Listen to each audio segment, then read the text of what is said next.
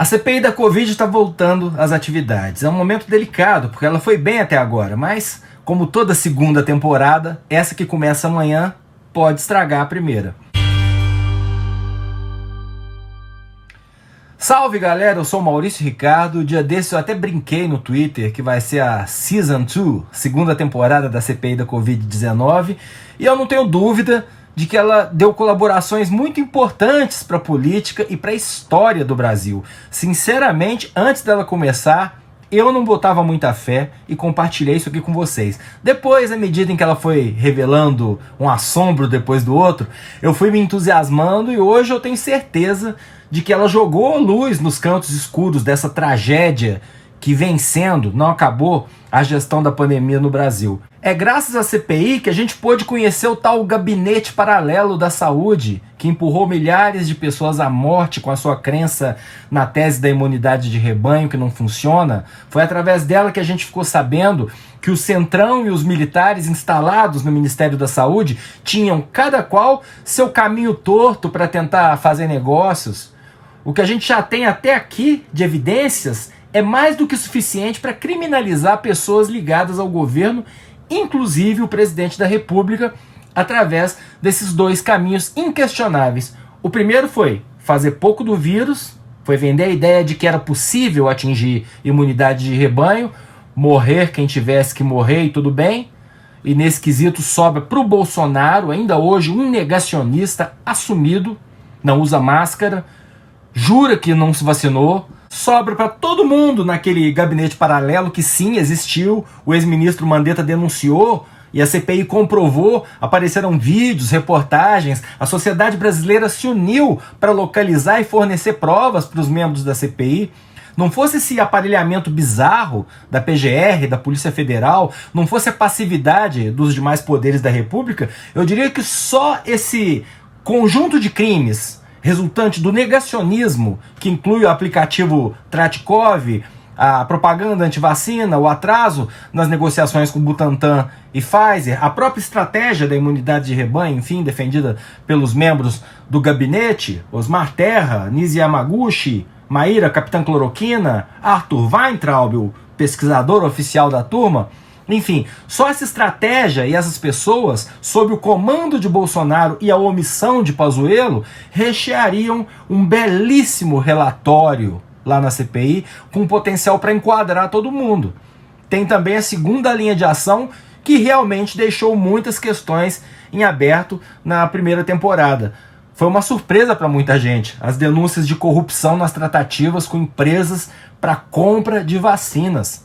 A gente ficou sabendo que o Ministério da Saúde, ocupado pelo Centrão e por militares para lá de suspeitos, é a negação cabal da máxima bolsonarista segundo a qual acabou a corrupção no governo federal, tá ok?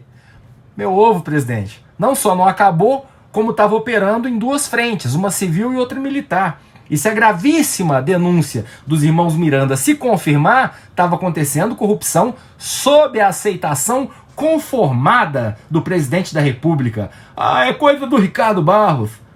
Então sim, tem espaço agora na segunda temporada para seguir em frente. Amanhã a gente vai ter o depoimento do reverendo Hamilton, aquele que se ofereceu para emprestar o CNPJ da ONG dele para comprar AstraZeneca que não existia. Na quarta tem o Marcelo Blanco, o coronel que estava no shopping na suposta reunião da compra com $1 de pichulé por dose. O Blanco foi exonerado e no dia seguinte abriu uma empresa de representação farmacêutica. E ele acha isso muito natural.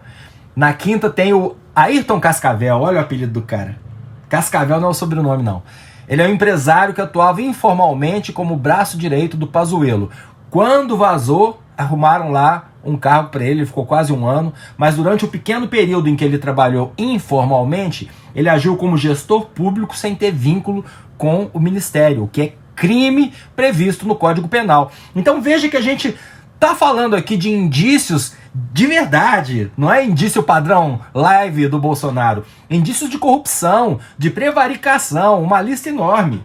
O problema com a segunda temporada é justamente o sucesso da primeira.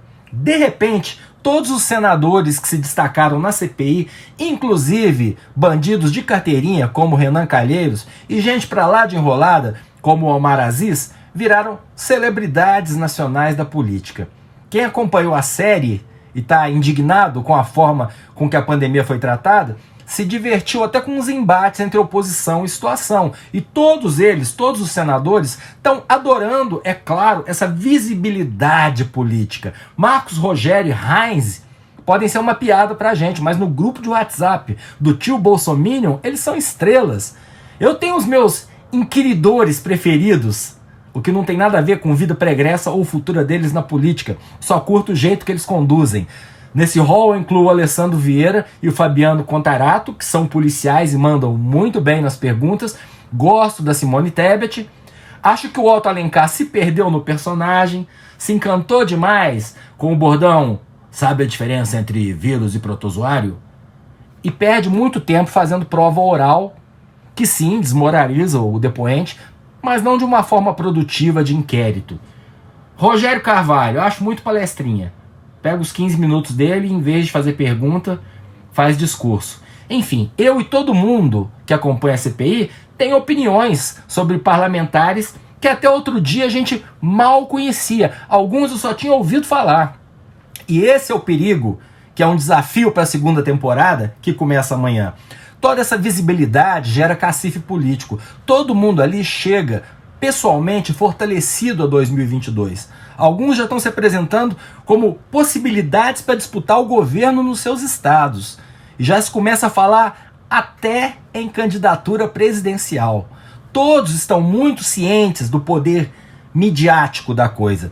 E é onde acontece o risco da falta de objetividade ou os erros de roteiro. Isso acontece muito em segundas temporadas. Ou ela fica arrastada, porque os produtores começam a pensar já na terceira, ou erram no roteiro, se tornando repetitivas ou provocando mudanças forçadas que não convencem o público. Pelo teaser que tá rolando sobre o que vai ser a temporada 2 da CPI da Covid, pelo menos duas coisas estão me incomodando, e as duas têm o Renan Calheiros como protagonista. Ele, que é o relator da CPI, talvez um cargo mais importante do que a própria presidência, já que é quem cuida do texto final que vai provocar a ação investigativa e punitiva dos órgãos competentes. Ele está buscando protagonismo num campo que eu acho totalmente equivocado, a briga direta com a família Bolsonaro. Os dois atos que, como leigo aqui na minha distância, eu estou achando temerários são, primeiro, pedir quebra de sigilo da Jovem Pan e dos demais veículos menores e jornalistas que apoiam o governo. Por que eu acho isso? Porque ter veículos de imprensa na situação e na oposição não é crime. O que eles falam, sim, pode ser crime, pode vir a ser, mas os veículos e jornalistas todo dia podem escolher suas pautas e suas fontes de acordo com a sua linha editorial. Eu sempre acreditei que o certo é buscar a verdade. Esse é o trabalho do jornalista. Mas se até hoje tem site do Médicos pelo Brasil defendendo remédio ineficaz com aval do Conselho de Medicina, se o presidente da República comprou e divulgou, com apoio de médicos e empresários, uma visão equivocada de como combater a pandemia, a responsabilidade não é de quem divulga essas ideias. Se o Osmar Terra, médico e deputado, ex-secretário de Saúde do Rio Grande do Sul, dá uma declaração negacionista, ele deve ser responsabilizado. Você pode achar que eu estou defendendo jornalista por corporativismo, mas não é isso. É que é uma estratégia burra. Aquilo tudo que a gente ouve na Jovem Pan é o que o governo federal diz todo dia. E se o governo federal, através dos seus membros, não foram criminalizados por isso, qual a lógica em se buscar criminalizar quem repercute, quem divulga? Não é o momento, fica parecendo perseguição política. Se lá na frente os peixes graúdos, as fontes das reportagens, sofrerem sanções jurídicas e esses jornalistas continuarem espalhando fake news, aí sim. Mas agora, até hoje o presidente fala que a perseguição ao tratamento precoce é perseguição contra o governo dele, porque os médicos têm liberdade para o tal uso off-label dos medicamentos. E o Conselho Federal de Medicina concorda. Então esse é o primeiro erro. O segundo, para mim, é uma enorme forçação de barra. Renan querer convocar a ex-cunhada do Bolsonaro, Andréia Vale, para depor. Andréa Vale aparece na ótima série de reportagens, é outra série do UOL, sobre as rachadinhas do então deputado Jair Bolsonaro e seus filhos. E não tem nada a ver com tratamento precoce e compra de vacina. A justificativa do Renan é a de que ela ajudaria a esclarecer se houve um espelhamento no governo federal do esquema de rachadinhas. Menos, Renan. Você quer levar a rachadinha para o palco da Season 2 da CPI da Covid. Isso não ajuda. Isso dá munição para o Bolsonaro posar de perseguido. Isso tira a credibilidade da CPI. Não acrescenta nada. Já tem coisa demais lá. Num país sério, a gente já teria material para impeachment e para prender pelo menos uma dezena de pessoas, no mínimo, por crimes diversos. Então é só essa a minha preocupação. Eles se perderem nos personagens. Eles esticarem o enredo mais do que devem. Ficar forçado. Ficar enfadonho. Isso daria munição para os criminosos que se fazem de vítima. Enfim, meu medo é a segunda temporada matar a primeira, que foi um sucesso. Eu sou o Maurício Ricardo, inscreva-se no meu canal, ative as notificações, deixe o seu like ou o seu dislike, o seu comentário é muito importante, soma bastante. Tem uma pandemia aí fora, pode ir voltando devagarzinho, mas use máscara se precisar sair, é muito importante. Ainda mais com variante Delta. Obrigado, profissionais de saúde.